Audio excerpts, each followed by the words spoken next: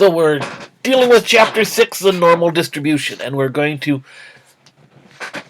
go into looking at the areas under the standard normal curve. So in the last section, we defined what we meant by the area under the standard normal curve. What was the standard normal curve? The idea of this,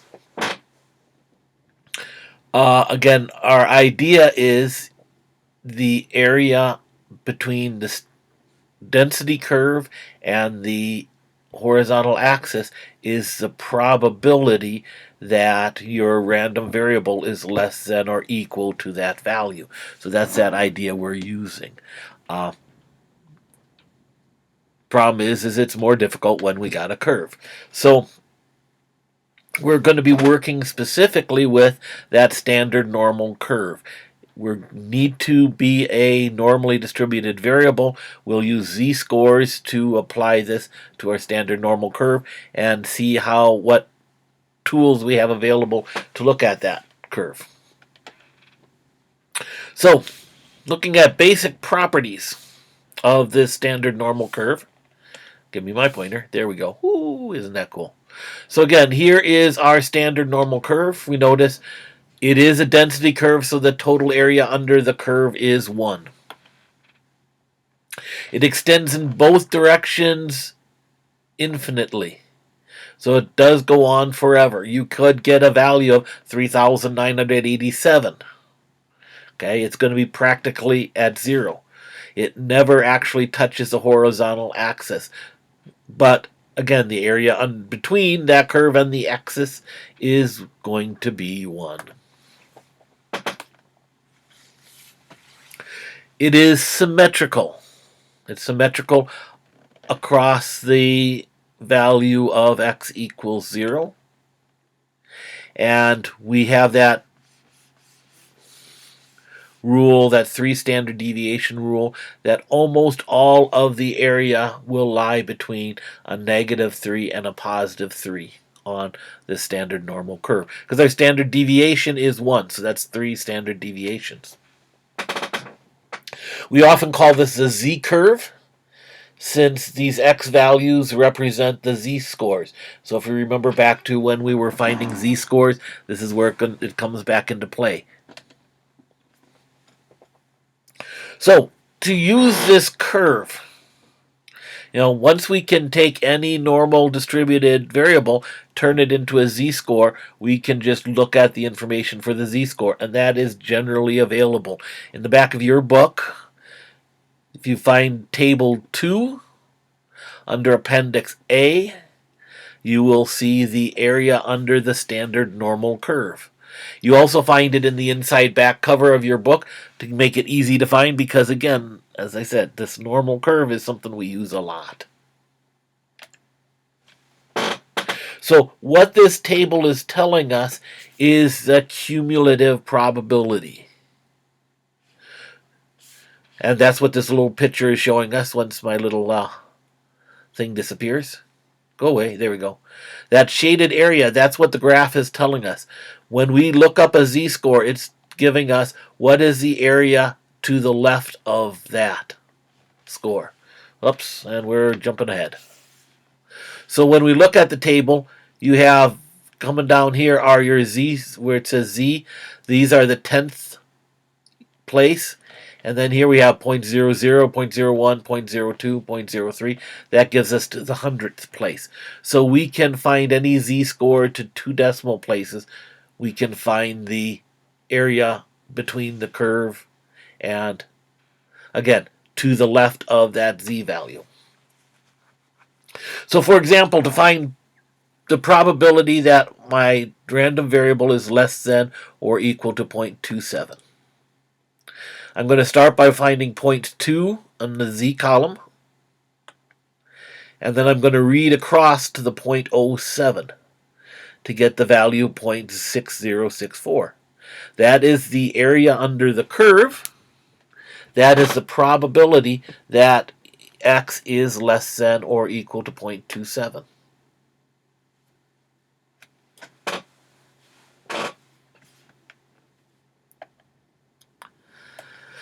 Now, if we want to go greater than that, again, that curve is showing us less than or equal to. So we're going to use our table again. If you look up on your table, find the probability of x is less than 1.32 is 0.9066. That's giving us this area to the left. We want the area to the right, so we're going to take the complement. 0.0934. If we want the probability that we're between these two values of a negative 1.47 and 0.78, so that's that third case that we kind of talked about on the previous lesson. Jumping ahead on me. We look up the two values. When z is 0.78, I'm 0.7823. That's everything to the left of that. We say at negative 1.147, that's what we don't want. That's to the left here. So we take the difference. This is why when we did that problem in the previous lesson with the straight line distribution, and instead of using our geometric formulas to make that easier, I just said take the big triangle minus the little triangle. That's the way we're going to do this with these normal distributions. We want to find between two values. We find both of the values and take the difference to find out what's between them. We can also use this to work backwards. We want a cumulative probability of 0.629. What z-score will give me that probability? So I find the closest value. Very seldom will you find your exact value on this table. If you're really close, like in this case, 0.629 is a little less than 0.6293. It's quite a bit more comparatively than 0.6255. So we're just going to use the 0.6293, and that's going to give us that, once my thing disappears, we get that value of 0.33. If it's not so obviously closer to one than the other, then we just approximate in between that, and we'll look at that later. I think we do that on the next section. We're not doing that on this section here. I could be wrong. Yeah. Last thing we're going to talk about here is another notation. We have the Z sub alpha notation, and this is going to come into play when we get into later chapters. This is going to be very important to us. When we say Z sub alpha, we're looking for a z-score, but we want specifically the z-score that has the area to the right. And that's the funky thing. The area to the right is alpha. The table gives you the area to the left. We want the area to the right to be alpha. So for example, if we want z of sub 0.03, since the area to the right is 0.03, the area to the left is going to be the complement, or 0.97. So we look up that 0.97 on the table, and that gives me a z-score of 1.88.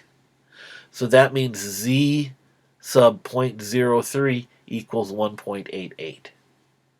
We're saying if I have a z-score of 1.88, the area to the right of that will be 0.03, or the probability that we're greater than or equal to 1.88 is going to be 0.03. So on here, a lot of times we want to be kind of centered here.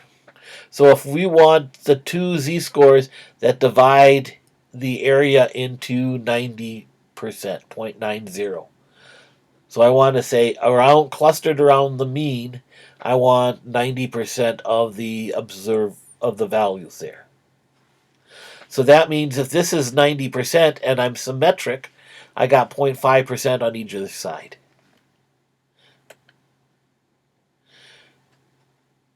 To find the left value is easy because that's what my table gives me. So I look at my table and I say to find an area of 0.05, well, negative 1.65 is 0.0495, and negative 1.64 is 0.0505. I'm halfway between there, so I'm just going to take the z-score halfway between the negative 1.65 and negative 1.64. So I get negative 1.645. This is what I was talking about a little earlier of it's not obviously really close to one value. It's kind of in the middle, so we're going to approximate.